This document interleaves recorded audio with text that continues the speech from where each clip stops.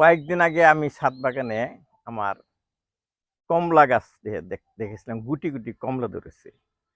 সেগুলোর সাইজ একটু বড় হয়েছে, দেখেন এখন সুন্দর লাগছে আজকে। দেখেন, এই দেখেন,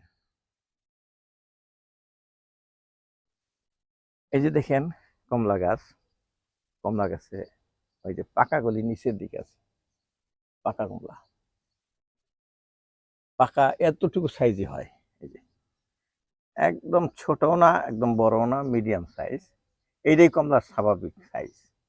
আর গাছে যেগুলো নতুন ধরছে এগুলো দেখেন সবুজ, পাতার সাথে মিশে গেছে, অসংখ্য ধরছে, কিন্তু গুণে শেষ করা যায় না।